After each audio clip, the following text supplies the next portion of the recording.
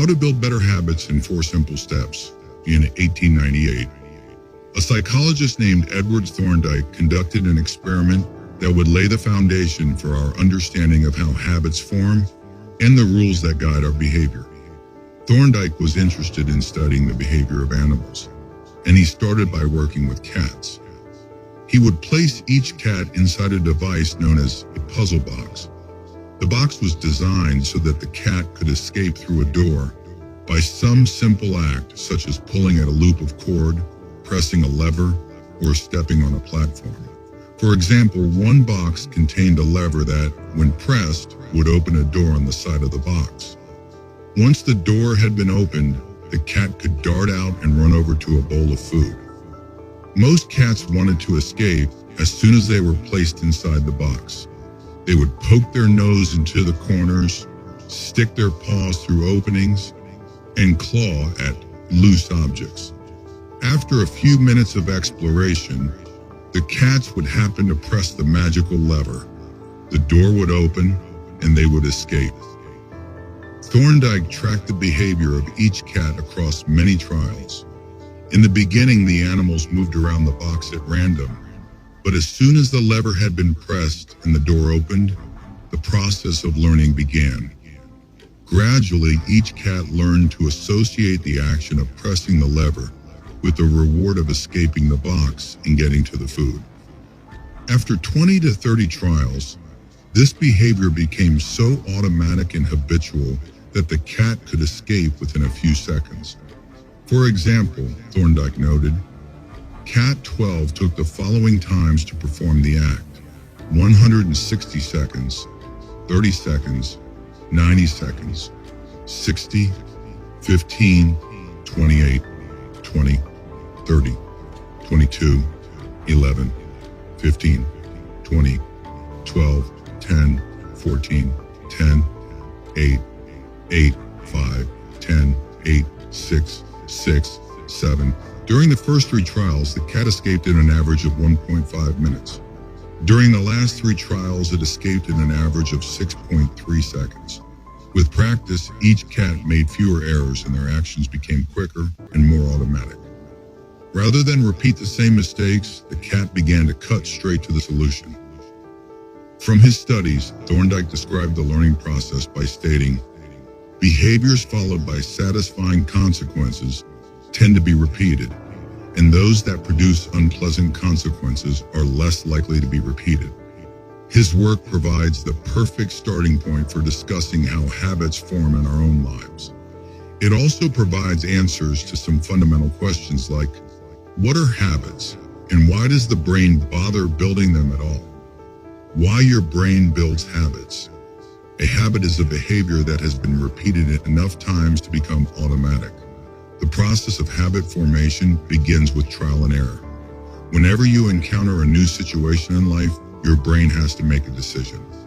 How do I respond to this? The first time you come across a problem, you're not sure how to solve it. Like Thorndike's cat, you're just trying things out to see what works. Neurological activity in the brain is high during this period. You are carefully analyzing the situation and making conscious decisions about how to act. You're taking in tons of new information and trying to make sense of it all. The brain is busy learning the most effective course of action. Occasionally, like a cat pressing on a lever, you stumble across a solution. You're feeling anxious, and you discover that going for a run calms you down. You're mentally exhausted from a long day of work, and you learn that playing video games relaxes you. You're exploring, and then bam, a reward. After you stumble upon an unexpected reward, you alter your strategy for next time. Your brain immediately begins to catalog the events that preceded the reward. Wait a minute, that felt good. What did I do right before that? This is the feedback loop behind all human behavior. Try, fail, learn, try differently. With practice, the useless movements fade away and the useful actions get reinforced. That's a habit forming. Whenever you face a problem repeatedly, you're trained to automate the process of solving it. Your habits are just a series of automatic solutions that solve the problems and stresses you face regularly. As behavioral scientist Jason Hreha writes, habits are simply reliable solutions to recurring problems in our environment. As habits are created, the level of activity in the brain decreases. You learn to lock in on the cues that predict success and tune out everything else. When a similar situation arises in the future, you know exactly what to look for. There is no longer a need to analyze every angle of a situation. Your brain skips the process of trial and error and creates a mental rule. If this, then that. These cognitive scripts can be followed automatically whenever the situation is appropriate. Now, whenever you feel stressed, you get the itch to run. As soon as you walk in the door from work, you grab the video game controller. A choice that once required effort is now automatic. A habit has been created. Habits are mental shortcuts learned from experience. In a sense, a habit is just a memory of the steps you previously followed to solve a problem in the past. Whenever the conditions are right, you can draw on this memory and automatically apply the same solution. The primary reason the brain remembers the past is to better predict what will work in the future. Habit formation is incredibly useful because the conscious mind is the bottleneck of the brain. It can only pay attention to one problem at a time. As a result, your brain is always working to preserve your conscious attention for whatever task is most essential. Whenever possible, the conscious mind likes to pawn off tasks to the non-conscious mind to do automatically. This is precisely what happens when a habit is formed. Habits reduce cognitive load and free up mental capacity so you can allocate your attention to other tasks. Despite their efficiency, some people still wonder about the benefits of habits. The argument goes like this: will habits make my life dull? I don't want to pigeonhole myself into a lifestyle I don't enjoy. Doesn't so much routine take away the vibrancy and spontaneity of life? Hardly. Such questions set up a false dichotomy. They make you think that you have to choose between building habits and attaining freedom. In reality, the two complement each other. Habits do not restrict freedom, they create it. In fact, the people who don't have their habits handled are often the ones with the least amount of freedom. Without good financial habits, you will always be struggling for the next dollar. Without good health habits, you will always seem to be short on energy. Without good learning habits, you will always feel like you're behind the curve. If you're always being forced to make decisions about simple tasks, when should I work out? Where do I go to write? When do I pay the bills? Then you have less time for freedom. It's only by making the fundamentals of life easier that you can create the mental space needed for free thinking and creativity. Conversely, when you have your habits dialed in and the basics of life are handled and done, your mind is free to focus on new challenges and master the next set of problems. Building habits in the present allows you to do more of what you want in the future. The science of how habits work. The process of building a habit can be divided into 4 simple steps: cue, craving, response, and reward. Breaking it down into these fundamental parts can help us understand what a habit is, how it works, and how to improve it. Figure 5. All habits proceed through 4 stages in the same order: cue, craving, response, and reward. This 4-step pattern is the backbone of every habit, and your brain runs through these steps in the same order each time. First, there is the cue. The cue triggers your brain to initiate a behavior. It is a bit of information that predicts a reward. Our prehistoric ancestors were paying attention to cues that signaled the location of primary rewards like food, water, and sex. Today, we spend most of our time learning cues that predict secondary rewards like money and fame, power and status, praise and approval, love and friendship, or a sense of personal satisfaction. Of course, these pursuits also indirectly improve our odds of survival and reproduction, which is the deeper motive behind everything we do. Your mind is continuously analyzing your internal and external environment for hints of where rewards are located. Because the cue is the first indication that we're close to a reward, it naturally leads to a craving. Cravings are the second step, and they are the motivational force behind every habit. Without some level of motivation or desire, without craving a change, we have no reason to act. What you crave is not the habit itself, but the change in state it delivers. You do not crave smoking a cigarette. You crave the feeling of relief it provides, Don. You are not motivated by brushing your teeth, but rather by the feeling of a clean mouth. You do not want to turn on the television. You want to be entertained. Every craving is linked to a desire to change your internal state. This is an important point that we will discuss in detail later. Cravings differ from person to person. In theory, any piece of information could trigger a craving, but in practice, people are not motivated by the same cues. For a gambler, the sound of slot machines can be a potent trigger that sparks an intense wave of desire. For someone who rarely gambles, the jingles and chimes of the casino are just background noise. Cues are meaningless until they are interpreted. The thoughts, feelings, and emotions of the observer are what transform a cue into a craving. The third step is the response. The response is the actual habit you perform, which can take the form of a thought or an action. Whether a response occurs depends on how motivated you are and how much friction is associated with the behavior. If a particular action requires more physical or mental effort than you are willing to expend, then you won't do it. Your response also depends on your ability. It sounds simple, but a habit can occur only if you are capable of doing it. If you want to dunk a basketball but can't jump high enough to reach the hoop, well, you're out of luck. Finally, the response delivers a reward. Rewards are the end goal of every habit. The cue is about noticing the reward. The craving is about wanting the reward. The response is about obtaining the reward. We chase rewards because they serve two purposes. One, they satisfy us, and two, they teach us. The first purpose of rewards is to satisfy your craving.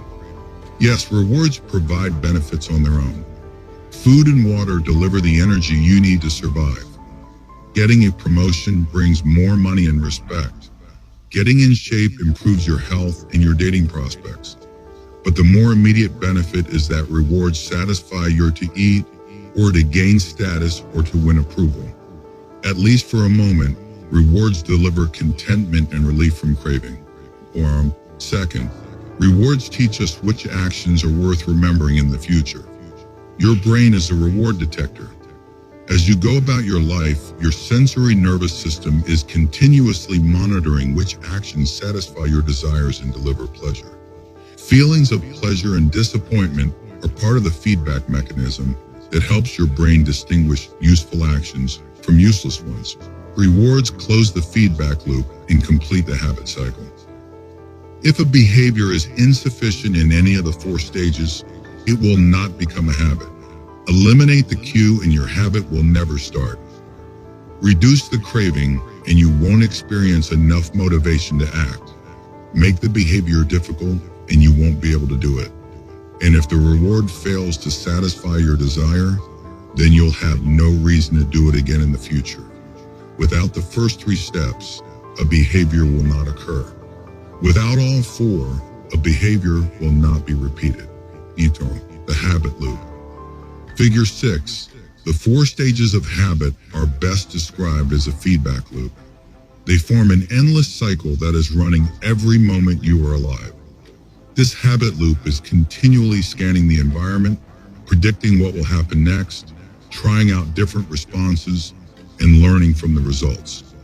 In summary, the cue triggers a craving, which motivates a response, which provides a reward, which satisfies the craving, and ultimately becomes associated with the cue. Together, these four steps form a neurological feedback loop cue: craving, response, reward. Cue, craving, response, reward. that ultimately allows you to create automatic habits. This cycle is known as the habit loop. This four-step process is not something that happens occasionally, but rather it is an endless feedback loop that is running and active during every moment you are alive, even now. The brain is continually scanning the environment, predicting what will happen next, trying out different responses, and learning from the results. The entire process is completed in a split second, and we use it again and again without realizing everything that has been packed into the previous moment. We can split these four steps into two phases: the problem phase and the solution phase. The problem phase includes the cue and the craving, and it is when you realize that something needs to change. The solution phase includes the response and the reward, and it is when you take action and achieve the change you desire. Problem phase. 1. Cue. 2. Craving. Solution phase. 3. Response. 4. Reward. All behavior is driven by the desire to solve a problem. Sometimes the problem is that you notice something good and you want to obtain it. The problem is that you are experiencing pain and you want to relieve it. Either way, the purpose of every habit is to solve the problems you face. In the table on the following page, you can see a few examples of what this looks like in real life. Imagine walking into a dark room and flipping on a light switch. You have performed this simple habit so many times that it occurs without thinking. You proceed through all four stages in the fraction of a second. The urge to act strikes you without thinking. Wrong. Problem phase. 1. Cue. Your phone buzzes with a new text message. 2. Craving. You want to learn the contents of the message. Solution phase, or 3. Response. You grab your phone and read the text. 4. Reward. You satisfy your craving to read the message. Grabbing your phone becomes associated with your phone buzzing. Problem phase. 1. Cue. You are answering emails. 2. Craving. You begin to feel stressed and overwhelmed by work. You want to feel in control. Solution phase. 3. Response. You bite your nails. 4. Reward. You satisfy your craving to reduce stress.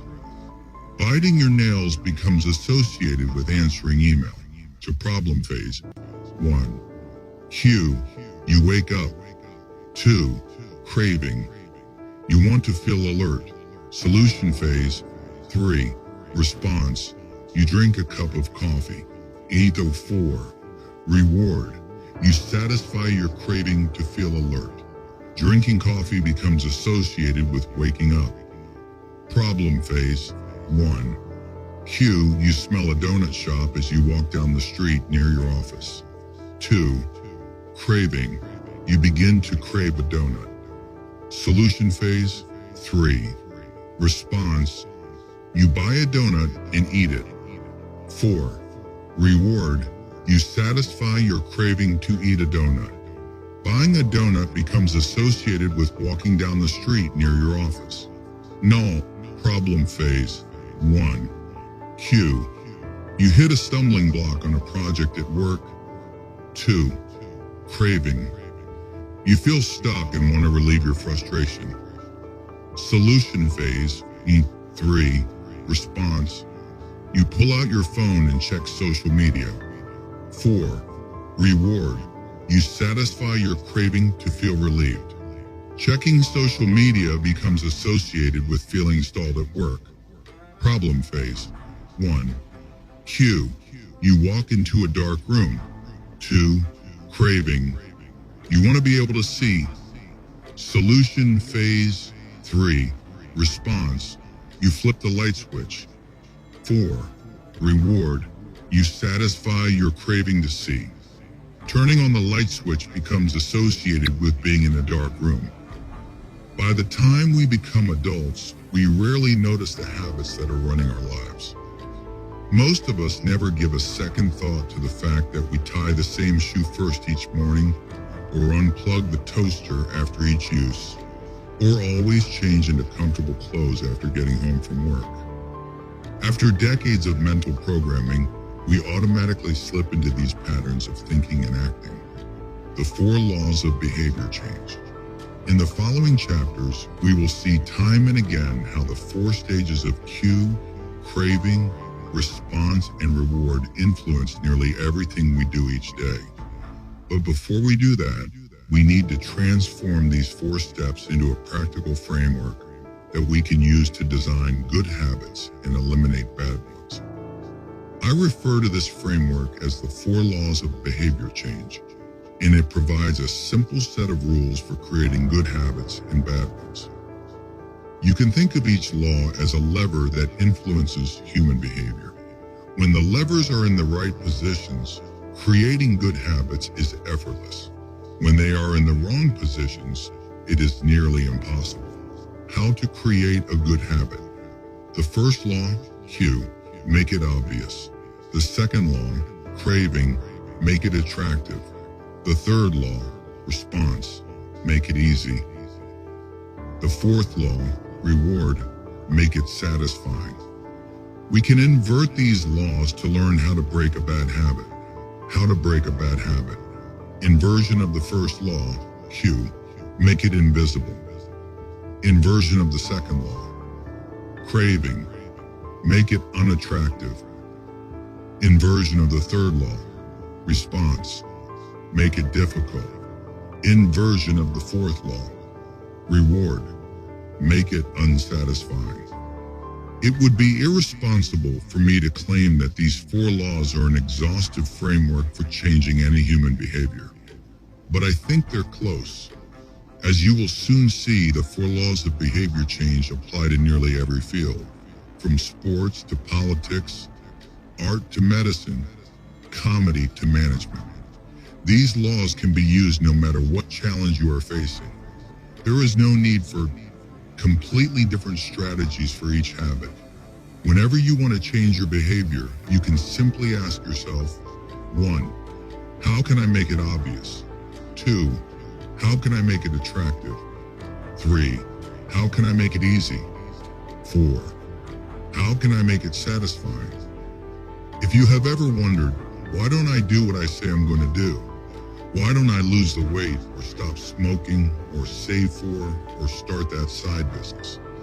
Why do I say something is important but never seem to make time for it? The answers to those questions can be found somewhere in these 4 laws.